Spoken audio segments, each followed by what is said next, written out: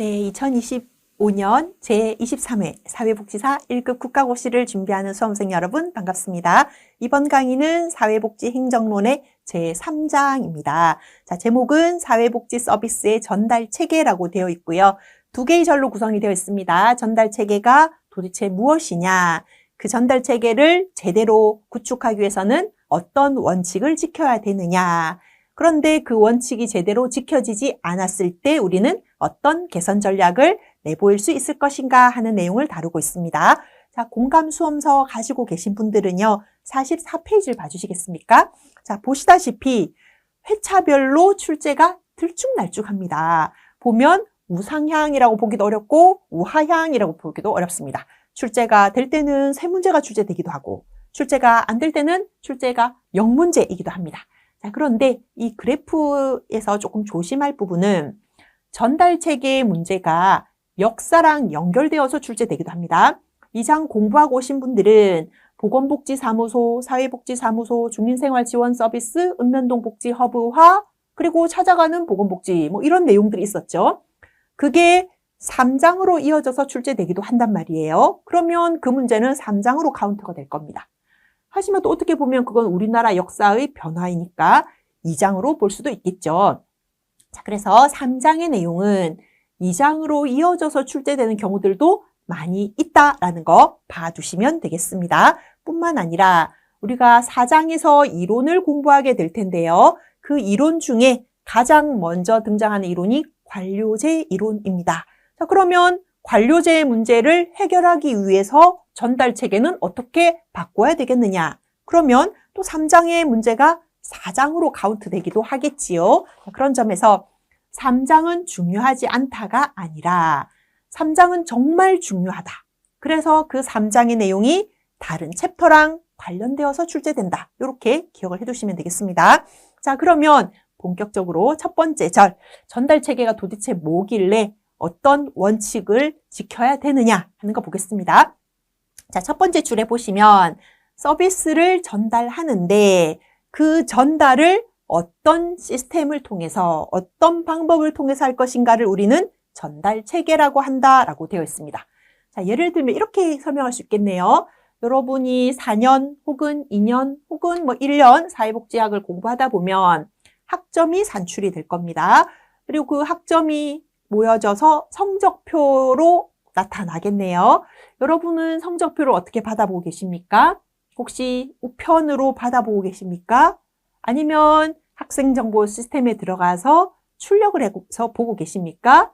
아니면 학과 사무실 우편함에서 성적표를 가져가십니까?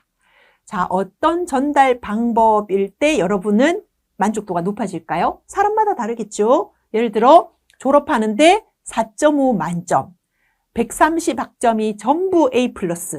그럼 여러분은 우편으로도 받아보고 싶지 않겠습니까? 출력된 종이 총장님 직인이 찍힌 자랑스러운 성적표를 가보로 남겨야 되니까요. 그런데 학사, 경고, 학년, 유급 그런 성적표를 우편으로 받는다면 집 배운 아저씨가 도착하는 시간만 문 앞에서 기다리겠죠. 중간에서 가로채야 되니까요. 자, 서비스의 전달 체계라고 하는 것은 정책을 분명히 실천으로 전달을 했는데 중간에 가로채는 일이 있어서도 안 될 것이고 그 사람한테 제대로 전달돼야 된단 말이에요.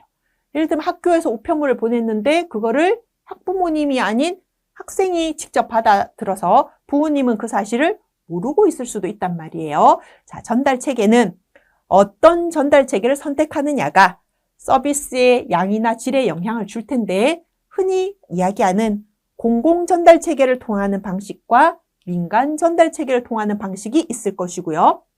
보건소 전달 체계를 이용하는 방식과 시군구청 전달 체계를 이용하는 방식이 있을 것이고요. 읍면동 행정복지센터를 이용하는 방식과 국민건강보험공단 지사를 축으로 하는 방식도 있을 겁니다. 그래서 여러분이 정책론 교과목 공부하다 보면 시험 문제에 다음은 어디에 신청해야 되는가 이런 게 있단 말이에요. 어떤 거는 보건소 신청해야 되고 어떤 거는 읍면동 행정복지센터 신청을 하고 어떤 거는 건강보험공단으로 가야 되고 어떤 거는 연금공단으로 가고 있고 어떤 거는 시청으로 직접 가야 되고 있죠. 전달체계란 바로 그런 것들을 의미합니다. 근데 그런 전달 체계를 구분할 수 있더라는 겁니다. 첫 번째 동그라미는 구조나 기능에 따라서 구분할 수 있는데 행정체계냐 집행체계냐 이렇게 구분할 수 있습니다. 이 둘을 구분하는 건 클라이언트 주민이 직접 대면할 것인가 아닐 것인가 하는 겁니다. 자, 예를 들어 여러분이 바우처 신청을 한다. 그러면 가까운 행정복지센터에 갈 겁니다. 가서 번호표를 뽑고 거기에서 복지직 공무원을 만나게 되겠지요. 자, 이거는 대면이 이루어지잖아요. 이런 거를 집행체계라고 합니다. 자, 그런데 그런 바우처 제도를 기획하는 건 보건복지부의 사회서비스과의 사무관과 서기관일 겁니다. 행정고시를 합격한 분들이 정책과 제도를 설계하겠죠, 주로. 그분들은 주민, 클라이언트 직접 대면하지 않잖아요. 그죠? 이런 걸 우리는 행정체계다라고 합니다. 대부분은 보건복지부나 시도의 경우는 행정체계인 경우가 많을 것이고 읍면동 행정복지센터나 건강보험공단 지사 같은 경우에는 집행체계인 경우들이 많을 겁니다. 자, 두 번째 운영 주체. 누가 운영하느냐에 따라서 다시 공공과 민간으로 나눠집니다. 공공이라고 한다는 건 정부가 운영한다는 뜻일 거고요. 중앙정부가 되었든 지방정부가 돼서 운영을 할 것이고 그럼 그 운영 주체 안에는 공무원들이 근무를 하고 있을 것이고 그 운영비는 국민들의 세금일 것입니다. 하지만 민간 전달 체계라고 하는 것은 공공의 업무를 수행한다라고 하긴 하겠지만 공공이 해야 되는 걸 위임, 위탁 받은 것에 지나지 않기 때문에 보조금만 받고 그곳에 근무하시는 분들은 사회복지사가 되겠지요. 공무원이 아닌. 그리고 우리는 이 두 개의 운영 주체별 전달 체계가 서로 협력해서 복지 서비스가 제공되고 있다. 이렇게 알고 있습니다. 자, 협력하는 이유가 있겠습니다. 각각이 단점, 한계를 가지고 있기 때문일 겁니다. 자, 이 부분 별표해서 공부를 잘 해놓을게요. 가끔 보면 공공전달체계의 특성, 민간전달체계의 특성, 공공의 한계, 민간의 단점 이런 식으로 출제가 되고 있기 때문에 그렇습니다. 자, 공공이 잘하는 건 뭘까요? 전국적으로 표준화해서 제공하는 건 잘할 겁니다. 그거를 민간이 하려고 하면 일일이 중위소득을 얼마로 해야 될지 다 계산을 해내야 되잖아요. 근데 중앙정부가 한꺼번에 2024년도에 중위소득은 얼마입니다 하고 전달을 하면 모든 지역에서는 그거를 그냥 활용만 하면 될 겁니다. 자, 공공이 한다라는 건 국민들의 세금이기 때문에 재정적으로 조금 안정이 되어 있습니다. 물론 탈세하는 사람이 있지요. 세금을 체납하는 사람도 있죠. 하지만 세금은 지구 끝까지 받아냅니다. 그 사람이 사망을 해도 자녀들한테까지도 찾아내서 받아낸단 말이죠. 47페이지에 보시면 공공전달체계가 갖는 가장 큰 장점, 강점이라고 한다면 재정적으로 안정되어 있다는 겁니다. 그러니 정부가 하는 사업은 늘 해야 하는 사업들이 될 겁니다. 예를 들면 국민기초생활보장법에 따른 생계급여를 지급하는 거는 줬다가 안 줬다가 올해는 줬다가 내년에는 삭감했다가 해서는 안 되겠죠. 안정적으로 지급돼야 되니까 이거는 정부가 담당할 겁니다. 자, 그런데 정부가 담당하는 것의 가장 큰 단점은 규정에 기반을 둔다는 거죠. 지침대로 한다는 거잖아요. 그러니 때로는 관료적이다. 비인간화의 한계를 가지고 있을 겁니다. 환경이 변한다고 해서 빨리빨리 바꿀 수가 없어요. 왜냐하면 그게 다시 법으로, 제도로 만들어져야 되고 법과 제도는 국회를 통과해야 되고 국회가 통과가 되고 그게 다시 지침이 만들어지고 그거를 일선에 교육하고 전산화하는데 꽤 많은 시간이 걸리기 때문에 환경은 빨리빨리 변하는데 그거를 공공이 못 따라가는 경우들이 있을 겁니다.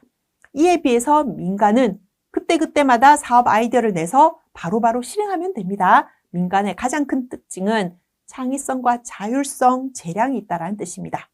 하지만 단점은 재정적으로는 안정되어 있지 않다라는 겁니다. 정부 보조금을 받기는 하지만 보조금은 늘어날 수도 있고 줄어들 수도 있는 거란 말이에요. 보조금이 늘어나면은 좋겠지만 보조금이 줄어들면 하던 사업도 중단해야 되잖아요. 그죠? 근데 또 주민들의 욕구는 금방금방 변합니다. 그때마다 새로운 사업을 기획해내야 됩니다. 자, 민간은 직접 주민들을 대면해서 주민들이 뭘 원하는지 알고 그때그때 새로운 사업들을 만들어낸다. 따라서 사회 변화에 민감하게 반응할 수 있고 융통성이 있고 창의성이 있다. 가장 큰 장점입니다. 단점은 재정적으로 불안정하다. 자, 이렇게 보니까 서로가 서로의 단점을 상쇄할 수 있겠네요. 공공은 관료적일 수 있는데 민간이 창의적이고 융통성이니까 서로 시너지 효과를 낼 수 있고, 민간은 재정적으로 불안정한데 공공이 재정적으로 안정되어 있으니까 시너지 효과를 낼 수 있고, 공공과 민간이 힘을 합치면 되겠구나. 자, 세 번째 동그라미는 서비스별로 분석해 볼 수 있습니다. 우리가 흔히 이야기할 때 서비스는 아동복지 서비스, 여성복지 서비스, 장애인복지 서비스, 정신건강 서비스, 돌봄 서비스, 요양 서비스, 고용 서비스, 이런 식으로 서비스는 클라이언트의 욕구에 따라서 구분해 볼 수 있다라고 알 수 있을 겁니다. 자, 이 3장에서 가장 시험에 많이 출제가 되고 있고 거의 매 회차별로 빠짐없이 출제가 되고 있는 부분은 48페이지부터 50페이지에까지 있는 8가지 전달체계 구축의 원칙입니다. 자, 이 내용은요, 전달체계 구축의 원칙으로도 볼 수 있지만 일부의 내용은 지역사회복지론에서도 등장한 개념들입니다. 예를 들면 통합성이나 포괄성과 같은 개념들은 지역사회복지론에서도 비중 있게 다뤄지고 있죠. 열심히 공부하시는 분들은 공감 네이버 카페도 잘 즐겨 보고 계시는데요. 벌써 지역사회복지론 공부하시고 질문 올려놓으신 분들 계시더라고요. 지역사회복지로에서 이게 통합성이 이념입니까? 특성입니까? 가치입니까? 구분해서 공부할 필요 없다라고 제가 답변 달았습니다. 왜냐하면 그 통합성이 행정론에서는 원칙으로 다뤄지고 있잖아요. 여러분은 이게 원칙이다. 원칙에 8가지가 있다. 그거를 공부하는 게 중요한 게 아니고 전문성의 원칙이라는 건 도대체 뭔가? 다음의 원칙은 무엇에 대한 설명인가? 이렇게 공부를 해두셔야 됩니다. 8가지가 있다는 건 중요하지 않습니다. 자, 첫 번째 전문성의 원칙은 전문적인 일은 전문가에게 맡겨라 하는 거입니다. 약은 약사에게, 진료는 의사에게, 복지는 복지 전문가에게, 그런 의미입니다. 핵심 업무는 전문가가 한다. 하지만 핵심 업무가 아닌 경우는 굳이 전문가가 하지 않아도 된다. 이런 뜻입니다. 모든 걸 전문가가 해야 된다는 건 아닙니다. 자, 두 번째 통합성의 원칙은 지역사회복지로서도 많이 출제가 되고 있었어요. 서비스가 중복되거나 누락되어서는 안 된다. 어떤 사람은 많은 서비스를 받고 있고 어떤 사람은 서비스를 못 받고 있고, 복지 서비스만 잔뜩 받고 교육이나 고용이나 문화체육 서비스는 하나도 못 받고, 그런 일이 있어서는 안 된다. 그래서 통합성의 원칙을 위해서 기관과 서로 연계 네트워크해라. 공급자에게 유리한 방식. 할 수 있다면 원스톱으로 제공해라. 이런 이야기 있었습니다. 하지만 포괄성의 원칙이라고 하는 건 클라이언트의 욕구는 점점 다양해지고 있다. 다양한 욕구를 채워주려면 서비스도 다양하게 제공이 되어야 된다. 그러니 사례관리자가 가정방문을 가서 그 사람이 뭘 원하는지를 잘 들어보면 된다라는 것이죠. 그래서 포괄성의 원칙은 클라이언트인 이용자에게 도움이 되는 원칙이다라고 했습니다. 할 수만 있다면 통합성과 포괄성 둘 다 하는 게 제일 좋습니다. 자, 포괄성을 달성하기 위해서는 여러 가지 방법이 있는데요. 클라이언트의 욕구가 다양하니까 다양한 사람들이 필요하겠죠. 자, 첫 번째, 제너럴리스트입니다. 사회복지사가 두루두루 잘하는 거죠. 그래서 평생교육사 자격증도 가지고 있고 정리수납 전문가 자격증도 있고 한식조리사 자격증도 있는데 임상심리사 자격증도 있어요. 그럼 그 사회복지사는 심리검사도 하고 가사지원도 할 수 있고 교육문화사업도 하겠네요. 한 명의 사회관리자, 사회복지사가 두루두루 서비스를 제공할 수 있습니다. 단점은 깊이가 깊지 않을 수 있다는 뜻입니다. 두 번째, 전문화 방법은 스페셜리스트 여러 명 필요하면 되겠네요. 다수의 전문가. 그래서 진료는 의사에게, 약은 약사에게, 복지는 복지사에게. 근데 문제는 클라이언트가 여기저기를 뛰어다녀야 되겠네요. 진료받으러 병원 갔다가, 약 타러 약국에 갔다가, 복지 공무원 만나러 구청 갔다가, 또 행정복지센터 갔다가, 사회복지관 갔다가, 주간보호센터를 갔다가, 한 사람이 여러 곳을 돌아다녀야 됩니다. 자, 그래서 이제 세 번째 방법이 등장합니다. 집단으로 우리 팀을 짜자. 우리 사례관리팀, 지역복지팀. 그래서 그 팀 안에만 들어오면 다양한 서비스를 받을 수 있는 방법. 하지만 더 좋은 건 마지막에 있는 사례관리가 되겠네요. 내가 이 사람 저 사람한테 나의 신상, 내가 살아온 삶의 궤적을 그 힘들었던 상처받았던 이야기를 계속 반복해서 하는 게 얼마나 힘들겠습니까? 근데 내가 힘든 상황에 처했을 때 나를 가장 잘 공감하고 내 마음을 어루만져주는 그 사례관리자한테 솔직하게 내 이야기를 털어놓았더니 그 사례관리자가 때로는 본인이 직접 서비스를 제공해주고 때로는 기관의 여러 가지 자원들을 연결해주고 때로는 기관 외부에 있는 자원들까지 연결해준다면 포괄성의 욕구 충족될 것입니다. 자, 그렇지만 49페이지에는 적절성이 없으면 아무것도 아닌 거죠. 양적으로도 충분해야 된다. 질적으로도 우수해야 된다입니다. 양은 많은데 질이 떨어져서도 안 될 것이고 아주 질은 뛰어난데 양이 부족해서도 안 됩니다. 그래서 양과 질을 모두 충족하기 위해서는 기관이 인적 자원과 물적 자원을 충분히 가지고 있어야 가능할 겁니다. 그지요? 자, 5번째 연속성의 원칙은 연속되어야 된다, 지속되어야 된다, 끊김이 없어야 된다. 이런 뜻인데요. 수험생들이 이 개념을 많이 오해를 하시더라고요. 실제로 그 유튜브 제가 이제 다른 이제 강사님들 강의하는 걸 보면 연속성의 개념을 잘못 설명하는 분들이 정말 많습니다. 자, 귀 쫑긋. 연속성 정확하게 이해하셔야 됩니다. 연속성은 지속적으로 연속적으로 제공한다는 뜻인데요. 자, 이렇게 오해하시는 분들 계세요. 문영주가 2024년도에 도시락 배달 서비스를 받기 시작했다. 그러면 2025년, 2026년, 2036년, 2046년, 2056년 문영주 사망할 때까지 도시락 서비스가 제공돼야 된다. 그 개념이 아닙니다. 연속성의 개념은 복지 제도나 서비스에 의존시켜서 스스로 할 수 없게 만든다. 그렇게 가서는 안 됩니다. 연속적이어야 된다는 건 끊김이 없어야 되는데 내용은 달라져야 됩니다. 예를 들어 문영주가 지금은 거동이 불편해서 시장 보러 가지를 못합니다. 그래서 복지관에서 도시락 배달을 해줘요. 밥과 반찬이 옵니다. 근데 문영주가 이제 조금 기력이 회복되어서 밥은 스스로 할 수 있게 되었어요. 이제는 도시락 필요 없이 반찬 배달만으로 충분합니다. 밑반찬 배달이 옵니다. 근데 이제 문영주는 조금씩 거동이 가능해졌어요. 그래서 집안에서 반찬을 만들 수 있게 되었습니다. 그래서 사회복지사가 식재료를 주문해서 문영주 집 앞에 갖다 놓습니다. 문영주는 그 식재료로 반찬을 만들 수 있게 되었습니다. 이제 문영주는 거동이 가능해졌어요. 식재료를 갖다 줄 필요가 없습니다. 식재료를 살 수 있는 바우처 쿠폰을 줍니다. 그럼 문영주는 가까운 전통시장에 가서 그 바우처를 이용해서 장을 볼 수 있게 되었습니다. 이제 문영주는 거동이 가능해져서 이제는 바우처도 필요 없는 시대가 왔습니다. 복지관의 요리 프로그램에 가면 됩니다. 갔더니 거기서 같이 식재료 장을 봐서 같이 요리를 해서 가까운 이웃들한테 식사를 나눠주는 봉사활동으로 이어지게 되는 겁니다. 문영주에게 서비스는 단 한 번도 끊긴 적이 없어요. 쭉 이어져 왔습니다. 하지만 서비스 내용은 달라졌죠? 도시락, 밑반찬, 식재료, 바우처, 요리 프로그램. 그게 연속성의 개념입니다. 연속성의 개념을 오해하시면 도시락 배달 한 번 받으면 평생 도시락 배달을 받게 만들게 합니다. 그러면 문영주가 집에만 있어도 됩니다.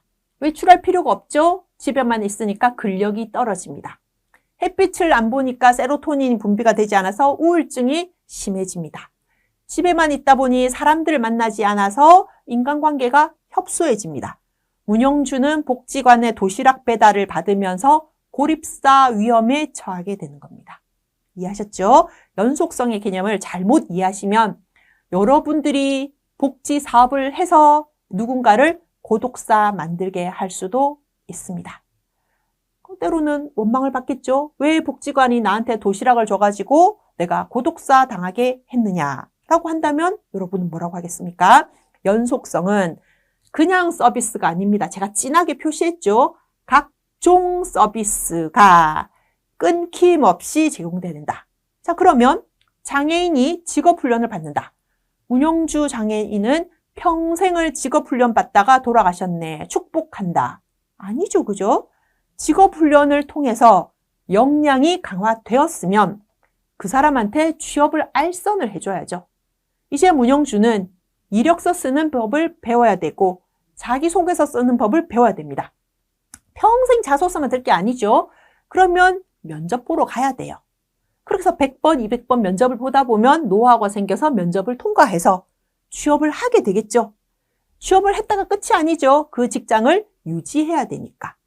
그리고 그 직장에서 뭐 해고가 됐든 사직을 했으면 또 다시 새롭게 또 직장을 구하는, 이게 끊김없이 제공돼야 된다는 게 연속성의 원칙입니다.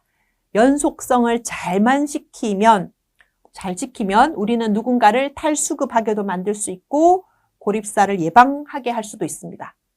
하지만 이 연속성이 잘못되면 내가 80인생 사는 동안 60년을 수급자로 살았네. 이런 인생이 될 수도 있다는 것이죠. 잘 기억을 해두세요.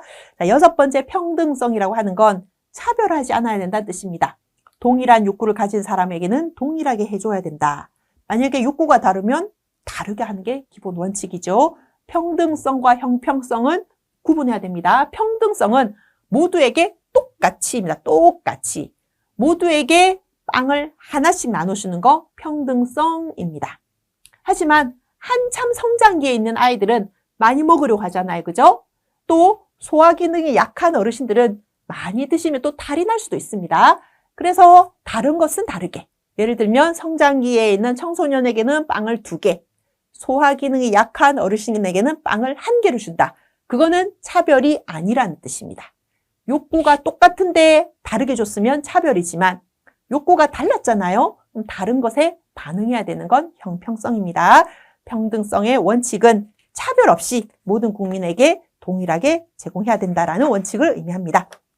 7번의 원칙은 책임성입니다. 책임 다해라. 왜요? 우리는 민간기관으로서 정부가 해야 되는 걸 위임받았습니다. 우리는 공무원으로서 국민이 우리에게 맡긴 것입니다. 그러니 책임감 있게 해야 된다. 돈도 허투루 쓰여서는 안 된다. 꽁돈이 아니다. 국민들의 세금이다. 세금을 제대로 썼던 걸 보여줘라. 기록으로 남겨야 된다. 그리고 그 기록을 토대로 평가를 받고 감사를 받아라. 그리고 이 내용들은 결국 주민들의 불만이 생겼을 때는 불만도 해결해 줘라. 그래서 어딘가에 소원 수리함, 고충 처리함 같은 걸 남겨놓고 게시판도 있어서 불만이나 민원을 접수해서 이를 해결하려고 하는 것도 책임성이다. 기억을 해두세요. 자, 마지막에 이용자 불만이나 불평을 표시하고 이를 반영해서 해결하는 거. 그거 시험에 출제된 적 있습니다. 책임성으로 답을 쓰셨어야 됩니다. 자, 8번째 접근성의 원칙은 우리 1장 행정 같이 할 때 공부하셨습니다. 효과성, 효율성, 그때 접근성이 있었거든요. 접근성 다차원 개념이었습니다. 심리적으로도 낙인 찍히지 않아야 되고 물리적으로 가까운 거리에 있어야 되고 이용 방법이 어렵지 않아야 되고 저 준비하는 제약 요건이나 이런 것들도 없어야 된다라는 거 다차원적의 원칙 기억해 두시면 됩니다.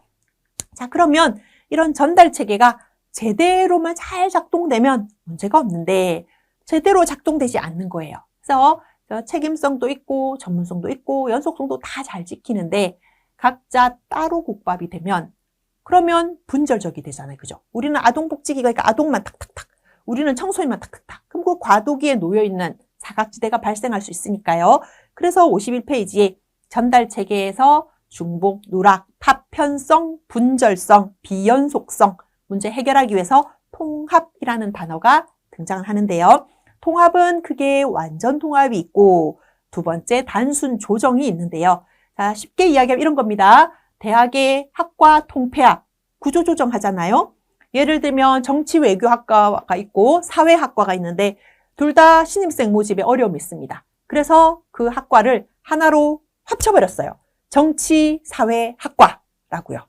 그럼 이거는 두 개를 완전히 합쳐버려서 수업도 하나로, 강의실도 하나로, 교수님도 하나로 이렇게 내버리는 거잖아요.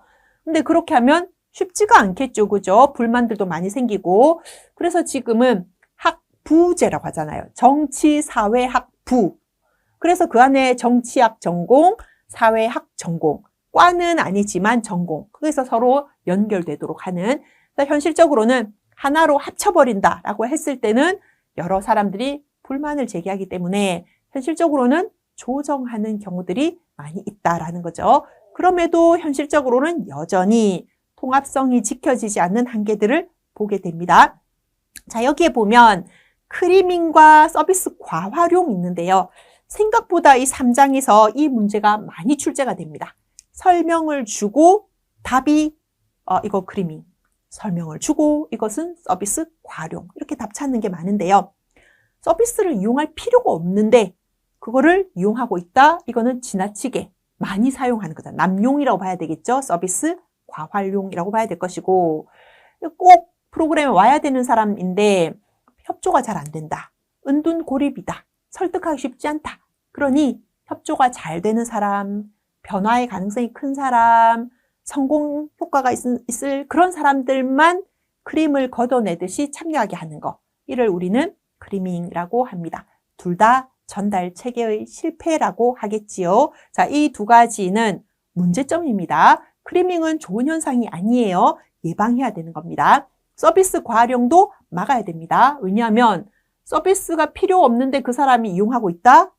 누군가는 필요한데도 이용을 못하고 있다. 자원이 불균등하게 배분되었다는 걸 의미할 테니까 두 가지를 구분해서 기억을 해 놓습니다. 자, 이런 서비스 통합이 실패하면 이런 문제점들이 나타났어요. 그럼 어떻게 하죠? 눈으로만 보고 있을 겁니까? 문제 해결해야죠. 해결하는 방법이 5가지가 있는데, 자, 별표. 또 많이 출제되는 부분은 이 내용들입니다. 시험 문제 여러 가지 형태로 제시가 됩니다. 5가지 땡땡땡 제시하고 이는 무엇을 위함인가? 정답은 통합성, 이렇게 답을 찾아도 되고요. 다음은 전달체계의 통합성을 높이기 위한 전략이다. 옳은 거를 다 골라라, 가나다라, 전부 다 고르시면 되고요. 다음은 무엇에 대한 설명인가? 답은 트래킹, 이렇게 찾아도 되고요. 여러 형태로 출제가 되고 있으니 정확하게 공부해 두셔야 됩니다. 첫 번째, 클라이언트가 여기저기를 방문하는 것보단 한 곳을 방문한 다음에 모든 게 해결되면 제일 좋겠죠. 여러분도 쇼핑몰을 가는데 여기 가서 뭐 하나 사고, 버스 타고, 또 뭐 하나 사고, 택시 타고 또 사고, 지하철 타고 또 사고, 그거 좋아합니까? 복합 쇼핑몰 가서 지하에서 식사하시고 1층에 가서 화장품 구매하시고 2층에 가서 뭐 주문 하나 한 다음에 그거 옷수선에 맡겨놓고 7층에 영화 보고 난 다음에 그거 수선 찾아서 지하로 가서 주차장에 차 가지고 집으로 가는 걸 원하십니까? 요즘은 복합 쇼핑몰 원하잖아요. 클라이언트도 마찬가지입니다. 복지 서비스가 한 곳에서 제공되면 정말 좋을 겁니다. 이를 우리는 종합서비스센터, 다른 말로 원스톱 센터라고 합니다. 종합사회복지관이면 종합으로 서비스를 제공하겠지요. 두 번째는 인테이크의 단일화입니다. 자, 단일화에 별표를 해놓으세요. 자, 우리는 복지 서비스를 받기 위해서 초기 상담, 욕구 사정이라는 걸 거칩니다. 자, 그런데 우리 집은 4인 가구예요. 아빠는 알코올 중독에 어려움을 가지고 있습니다. 그 때문에 엄마는 우울증으로 치료받고 있어요. 첫째는 학교폭력 피해를 경험했습니다. 막내는 지적장애로 진단 등록을 했습니다. 이 가정에 4명의 사회복사가 가정방문 갈 겁니다. 중독관리 통합지원센터 선생님 방문할 거고요. 정신건강복지센터 선생님 갈 것이고요. 청소년 상담복지센터 선생님 갈 것이고 장애인 복지관 선생님 갈 것입니다. 4명의 선생님들이 가서 다 초기 상담하겠지요. 이 엄마 아빠를 만나서 똑같은 이야기를 이 클라이언트는 4번을 이야기해야 됩니다. 근데 그 4번의 이야기가 좋은 이야기가 아니잖아요. 힘들었던 이야기, 어려움에 처했던 이야기입니다. 듣기 좋은 꽃노래도 한두 번이지. 내가 힘든 이야기를 수번 해야 된다? 그게 싫어서 서비스 안 받겠다 할 수도 있을 거 아닙니까? 그래서 인테이크는 단일화입니다. 한 사람이 인테이크를 해서 그거를 서비스 제공 범위 안에서 공유하거나 아니면 2인 1조 가정방문 가면 되지요. 그래서 정신건강복지센터 선생님하고 청소년 상담복지센터 선생님하고 2인 1조로 가정방문을 가서 아이들에 대한 이야기와 부모님에 대한 이야기를 함께 사정을 하면 될 거 아닙니까? 인테이크의 단일화는 여러 사람이 무한 반복으로 인테이크하는 것보다는 한 사람이 하나의 전담 창구에서 하는 게 좋다라는 의미입니다. 세 번째, 그렇게 하다 보면 우리가 도움을 줄 수 없는 영역의 것을 요구하는 경우가 있을 겁니다. 예를 들어 선생님, 애기 아빠가 중독 문제로 직장을 잃은 지 오래됐습니다. 저도 원래는 마트에서 일을 했는데 요새 우울증이 심해져서 일을 안 나가고 있어요. 그러다 보니 경제적으로 어려움에 처해져서 신용카드, 현금 서비스를 받다 보니 이제는 걷잡을 수 없게 금액이 커져버렸습니다. 신용이 낮으니 회사, 직장 구하기도 쉽지가 않네요. 신용불량자를 누가 채용하겠습니까? 그럼 우리는 예, 알겠습니다. 저희가 돈을 줄게요. 이게 아니잖아요. 신용을 회복하는 게 급선무인데 사회복지 전공자가 신용회복, 파산신청, 개인회생 혹은 자산 형성 잘 모르는 경우들도 많이 있습니다. 그럼 여러분이 막 인터넷으로 혼자 공부해서 그걸 전달할 것이 아니라 그 분야를 잘 알고 있는 신용회복위원회의 도움을 또 혹은 자산 형성 지원 사업을 담당하고 있는 자활센터의 선생님께 도움을 청하는 게 맞을 거 아닙니까? 정보와 의뢰라는 건 바로 그런 의미입니다. 내가 모르는데 내가 그 클라이언트 계속 붙잡고 있으면 그 클라이언트는 기회를 잃어버리는 거니까요. 이를 INR이라고 이야기를 합니다. 굳이 기관을 통폐합할 필요 없이 그 정보와 서비스를 가지고 있는 곳에 우리는 클라이언트를 의뢰하면 된다. 의뢰 공문을 발송하면 된다. 자, 마지막은 그 네 번째는 모두가 많이 알고 있는 사례관리입니다. 한 명의 사례관리자가 종합적인 욕구를 사정해서 서비스를 연계하고 사례회의를 열어서 그래서 인테이크를 단위화하는 방식이면서 필요한 서비스는 타 기관에 의뢰하는, 그래서 이 모든 것들이 사례관리를 통해서 다 구현될 수 있다는 강점이 있습니다. 요즘은 사례관리도 공동으로 합니다. 사례관리자 두 사람이 2인 1조가 되어서 움직이는 걸 공동사례관리라고 하는데요.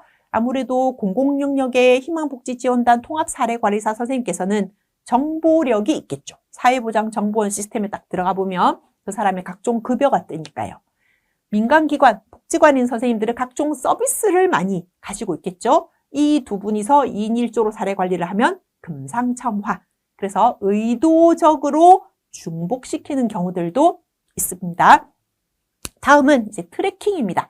트랙을 밟아간다라는 뜻입니다. 그 클라이언트가 그동안 어떤 서비스를 제공받아 왔는지를 통해서 우리는 시행착오를 거치는 거죠.